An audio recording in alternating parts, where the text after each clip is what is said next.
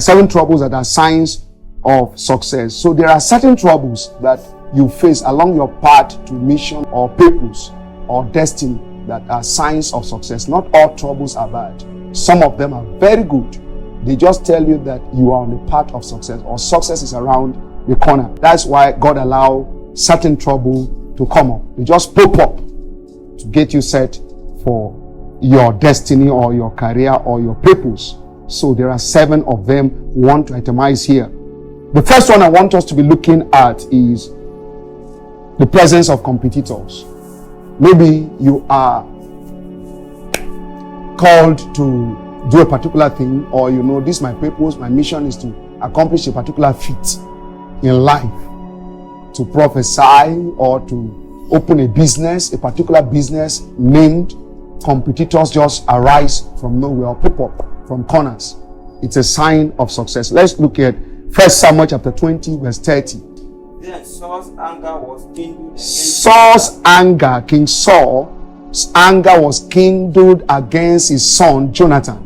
Yes. And he said unto him, He said unto him, You son of the perverse rebellious woman, You son of the perverse rebellious woman, do not I know that you have chosen the son of I know you have chosen the son of Jesse your own shame, to your own shame, and unto the shame of your mother's nakedness. to the shame of your mother's For nakedness. as the son of Jesse As lives long as the son of Jesse lives upon the ground, upon you the shall not earth, establish you shall not be for established. your kingdom. Therefore now send and fetch him unto me. So your kingdom will not be established. Jonathan will not be established. So send and fetch him. What was he going to For do with he him? shall surely die. He shall surely die. Now, this Saul was referring to David.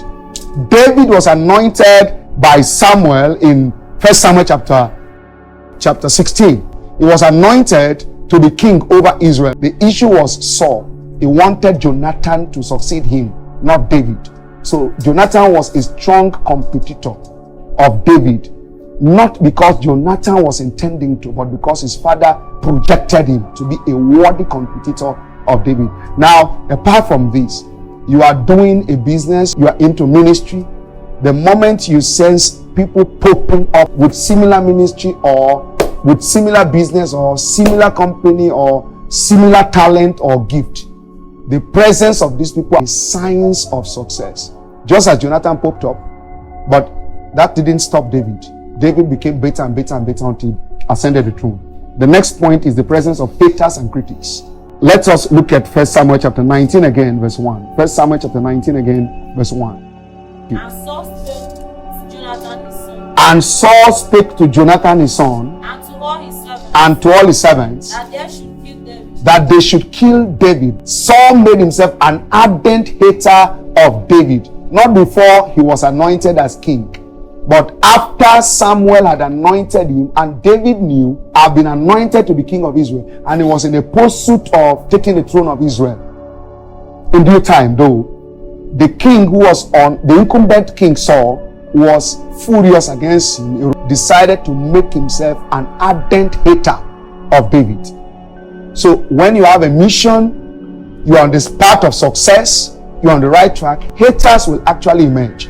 That doesn't show that the devil is about to finish you, the devil is about to rubbish you, or whatever. What it really means is that you are on the path of success. Success is around the corners. You can see in the case of David, in spite of Saul's hatred on him, Saul could not hinder David from ascending the throne of Israel. Number 3 is defection of associates. Defection of associates. When people who once agreed with you, took counsel with you, stood by you, promising you, we will do it, we will achieve it, we will achieve this thing, we will achieve this goal of yours, this mission is a worthy one, we will go with you to any length. You discover that little by little they start withdrawing from you. It's a sign. It's a sign that you're on the path of success. It's not time to cry. Defection of associates. John chapter 6 verse 64. But there are some of you that believe not. For Jesus knew from the beginning who they were, who were they that believed not, and who should betray him. Among his men, there were those who would betray him. Judas, for instance. Yes, verse 66. From that time, many of what? his his disciples went back and walked no more with him. So if you're on the path of destiny or you're pursuing your mission and people are withdrawing from you whilst you are still pursuing it, don't cry, don't fret, don't panic. It's a sign you're on the right path. Once you've checked yourself left and right, you discover that you're not doing anything silly and people are still withdrawing from you, stand firm, be courageous. Nothing is wrong. You're on the right track. Next point is point number 4, lack of funds. It's another problem or trouble that when you meet, it's a sign that you are on the path of success or success is around the corner. Lack of funds. 1 Kings chapter 6 verse 37. In the first year was the foundation of the house of the Lord laid. In the month and in the 11th year, In the 11th year, in the month yes, which is the 9th month, yes, was the house finished out all the past thereof. even King Solomon, who was the richest man on earth in his day, it took him 4 years on the throne to prepare enough to lay the foundation for the building of the house of God. It was in his intention to start building that house in his first year as the king of Israel. Second year went, third year went, fourth year went before he laid the foundation of the house of God. And after laying the foundation, everything was not completed within that year. It took another 7 years for the project to be completed. So it shows that everything was not ready for the work to take off within the first 4 years of his reign as king in Israel. That was a pointer to the fact that there was success ahead and that Solomon will hit it and eventually hit the success along the line. Point number 5, weakness of key players. The weakness of key players. Can we go to Nehemiah chapter 4 verse 10? And Judah said, The strength of the years of bonding is decay, the strength of the bearers of burden is decaying. and there is much rubbish, There is much rubbish. so that we are not able to build, So that we are not able to do what? build the wall. To build the wall. The project was to rebuild the wall of Jerusalem when Nehemiah came back to lead Israel to rebuild the wall of Jerusalem after the attack from the enemies of Israel. But the project was ongoing. Then the key players, people of Judah, the word did not say the strength of the watchers, that is fans or spectators, is decaying or becoming weak. The word says the strength of the burden bearers, that is the key players, began to dwindle, began to fade, began to crumble, began to fall. Praise God. But the work did not stop.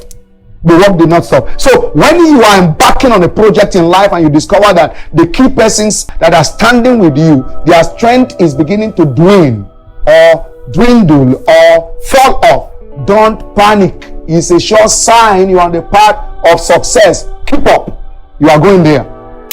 Point number 6, internal crisis. You have built a team for your project or for your ministry or for your purpose or mission in life, and you've done everything you're supposed to do about it. But then your people, that is the people of your team, within your team, begin to have crisis, internal problems. This can make a leader to panic. It can make a leader to give up. It can make a leader to lament. It can make a leader to, to feel he's mocked.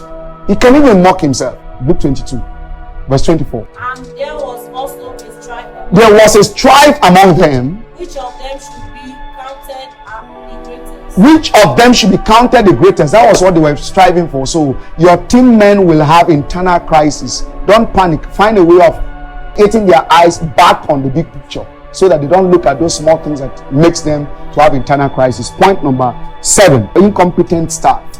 When you notice that your staff are incompetent, it's not a reason for you to panic. 1 Samuel chapter 22 verse 1 and 2. Incompetence. David therefore departed thence. Yes. All All his brethren and his father's house came to him, yes, when they heard.